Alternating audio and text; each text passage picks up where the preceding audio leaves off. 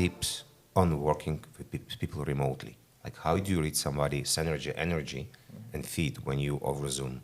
I think I can actually, so we have a team out of India. Working remotely doesn't get as good as remote working with them, right? As we were setting up the team, we chose team leaders. You may put them as partners or whatever, but they're team leaders, that anybody who's reporting to you directly. What I did there was initially spend a few months setting up expectations, right? Making sure they understood what my expectations are. If I'm going to give this thing to you as your responsibility, then how you are accountable to me and how I check that accountability. Because when I wake up, the first thing I want to know is the status update on the stuff that was supposed to be done, right?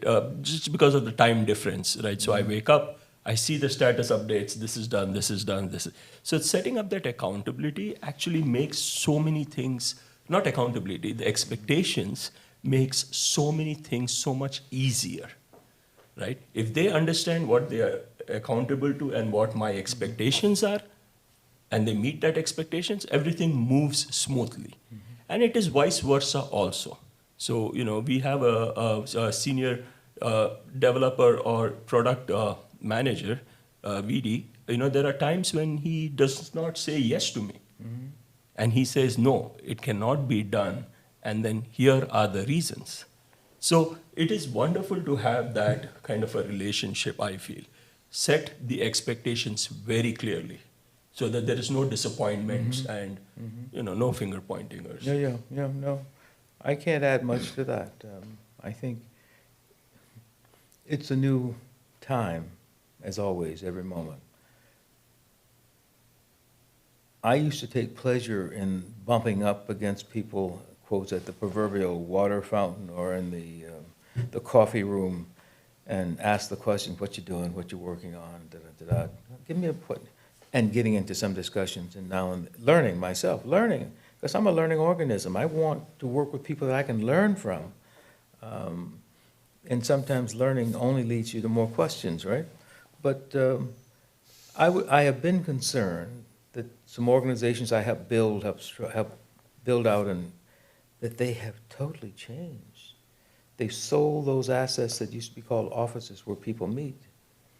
And I asked the question, what are you doing about the unexpected creativity that occurs when people bump into each other?